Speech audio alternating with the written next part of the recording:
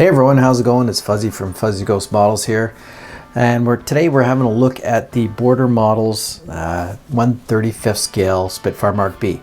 And I've done it on in the box review. I'll post a link down in the description of what the parts look like and all of that. And there's a little comparison between the 32nd scale Kotari Mark 1 for a size difference and some of the details. Anyway, my last bench session, I spent 14 hours pretty much straight, except for a little bathroom break and getting a cup of coffee, which I love. Which reminds me, if you like my videos, please support me by going to buy me a coffee and buy me a coffee. And hit like, hit subscribe, and notification bell so you know when the next one of these is coming out. Anyway, I spent 14 hours at the bench roughly, and basically got the interior, quote interior, it's called with full interior, but it doesn't really have full interior. Got this together, painted up, and did some of the wing stuff as well. Got that together. So we're gonna go over a little bit of the good stuff and the bad, because there's both on this kit as there is normally. Some of the things I don't understand the way they did things. So first off, we'll have a look at the fuselage and the detail. I'll zoom in a little bit. The detail is pretty nice on the fuselage. As we looked at the unboxing video, or in the box video, we saw that let's get this to focus. Come on, focus.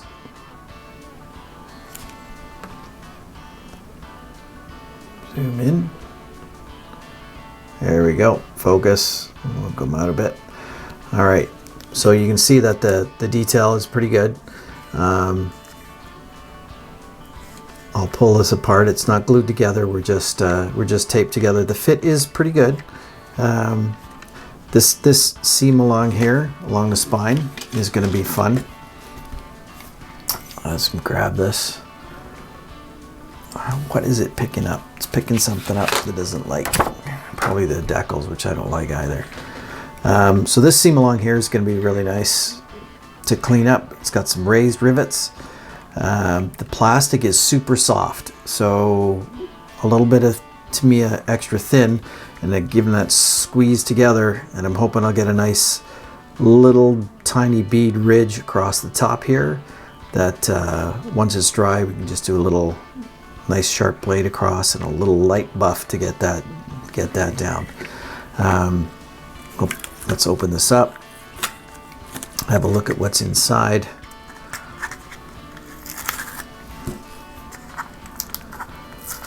There's some things on this kit I don't understand. It's supposed to be 35th scale, it's supposed to match up with 35th scale armor, so you can do dioramas and whatnot, but there isn't enough detail in here, or engineering prowess, I guess, to make me want to do that.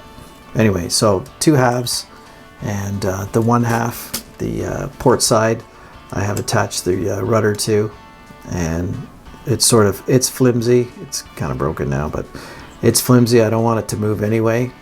It's like I said in the previous review, it's similar to the Tamiya version, except this is the soft plastic instead of being metal rods and photo etch. It's got the rear tail. It's got a shock in here that you will never ever see, and for something that has interior, it's got none of the ribbing in here at all, which is kind of disappointing. If it had all the actual ribbing, that would be kind of cool. This frame right here, it's missing from the instructions. There's no spot in the instructions that says to put it in. When it tells you to put this together, and then this is kind of omitted. There's lightning holes in here that are so small, they're way undersized that it just doesn't look right. And then as we move forward, the frame for the seat looks pretty decent. It's got a photo etch armor plate, which is nice and thin, and photo etch belts that I had to put into. I had to anneal them to get them to get them nice and soft. I used AK markers in a mix of stuff to try and get the Bakelite color to come through the painted green. Now this IP frame and all of this stuff in here, the rudder pedals, which has these super thick straps on them, just doesn't look right at all. These pieces here, this goes through here, through the frame on the IP, and then into this 3-piece item here. Now this 3-piece item doesn't glue on anywhere. I've kind of blobbed it so it attached here, but there's no firm attachment points to it whatsoever, and it says just to go through it and put this together, but it doesn't stay together. You have to kind of figure out on your own which way it's going to go. So the way I did it was I built the seat back frame with the seat, and then once I've got the interior done, these other bits that you add into them, and zoomed in a lot. Then I added this and used the port side to make sure this lined up while it dried, and this frame as well. And then this fuel tank here, you won't be able to see any of it at all when the kit's put together, even if you have all the panels off. So that was glued in and located with the other side as well. Let that set up for a bit. And then the engine was assembled, and then the mounting frame and the firewall, that was all assembled as one piece, then dropped in here. It's kind of got some strange, this will mount on a pin on the port side fuselage. This hose here that goes through here doesn't line up that well with the wing at the bottom, so I just tipped it off a little bit so everything fit properly. If I flip it over, you can see this is the engine detail. It's not a bad engine. Its biggest drawback, it's flopping around right now, so the exhaust won't line up exactly right. But one of the biggest things is the thickness of this canopy frame here. Like, this is hugely chunky, huge and huge and huge. And so the other problem is these still have to go on, these little eyelets, which are the locators for the attachment screws for the panel. So, and you have to watch out because the instructions are telling you to put them under here on this side, which will block the exhaust stack. So it's not supposed to go here, it's supposed to go under here. So watch out for that. Make sure it's on this side, not blocking the exhaust stack. So then they'll go on here. It's going to look kind of funny, I think. I'm going to have the cowl top on, very cowl top, and just leave the one side panel off to see a little bit of the engine detail. Some of the piping that goes through here there's no positive fit, only up here, and the instructions are a little vague on what you're doing. For this port side, again, one other thing I want to talk about. So if we flip this over and we look at this side, right, you're not going to see much of this at all because they don't give you provision for opening it up.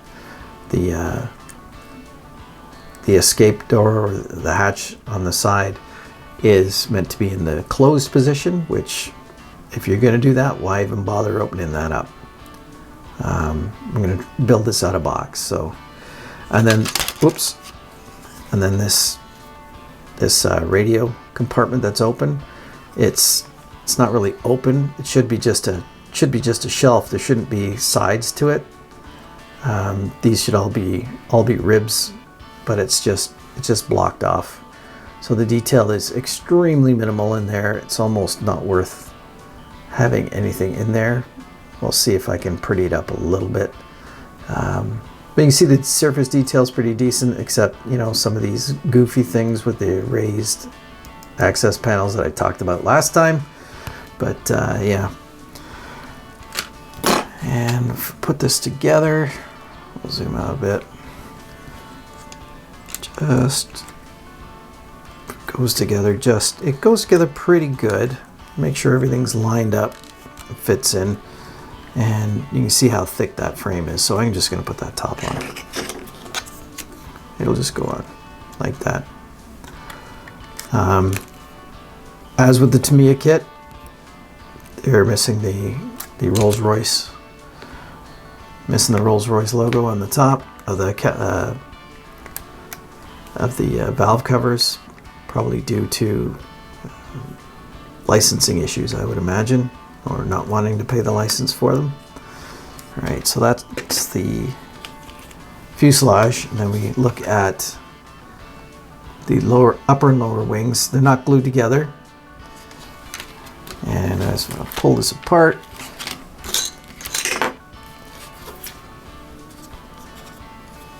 Some things on here that I do not like at all. So I'll pull that off. So there's the 20 mil cannons. They go together. They sit in like this. And I don't know what my camera's picking up, but it's not liking this at all. So I'll zoom in a little more. All right.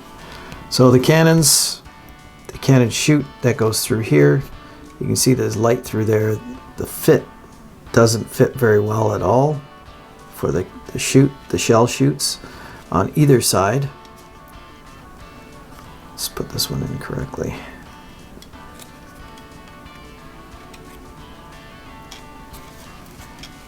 Sorry guys, hold on. Yeah, so that goes in like that. And you can see that the fit is no bueno, so I'll have to figure out how to fix that up. Then there's these arms for the landing gear actuators, which they're only glued on by this little tab here, so they're really flimsy, and I don't know why you would do it that way. You can't see any of this at all. And again, it says interior kit, but yeah. But my biggest issue with this right now, I don't know if you'll be able to see this. All right, so these in here are a bit of photo etch, and it's a flat piece of photo etch that you have to wrap around, and then it's got parts that fold and go into the strut area. A little bit of goop on there, a little bit of fluff. So you have to get this all lined up perfectly and then have to glue it in. So now if you look closely, you're gonna have a little ridge where the photo etch goes. So that's kind of crappy. And you have to do that on both sides. Now the thing is with the Spitfire, so these are not identical. You can see how this side goes like this. They're mirror images of each other. However, Border gave two. They're both labeled number 1, and they're both identical. So when it's a mirror image and they're identical, it fits on one side and didn't fit on the other. So what I had to do is, which side was it? That's this side here. So this side's higher than it should be because it was over on this side and it's flipped over. So I had to literally cut the photo etch off the top here to get the wings to fit. So then all that rivet detail that's in there, it's gone. It's the dumbest thing I've ever seen. This is like classic airframes kind of stuff. It's like 1970s, a way to do things with photo etch, when photo etch was like a new technology. I don't get it. Why would you do that? Why? Anyway, that's where I'm at right now. That's about 14 hours worth of work. I'll throw some pictures up of the IP, the instrument panel, because you can't really see it in the cockpit. The decals for the instrument styles went in pretty good. I used some clear UV resin fill them in to make the dial faces shiny. I'll show you a picture. It should be up here, right in here, by now. These decals, I'm still trying to find some replacement for them because they're garbage, as are reviewed in the box review. But there's nothing out there right now. Maybe I'll have to get my buddy at Renee's Model Works to pull out his mask cutter and say, "Hey Renee, could you please make me some of these so I can at least use these?" Anyway, that's it. Enough jibber jabber. Sorry for the kind of stuttering in that. It's 4 o'clock in the morning. Just got home from work, and I thought I better get this done so I can continue on with it, and we'll give you another update later on when we get things closer together, and we got to solve that decal problem. Anyway, thanks for listening to me blather on, and enough jibber jabber. We'll catch you on the next one. Ciao for now.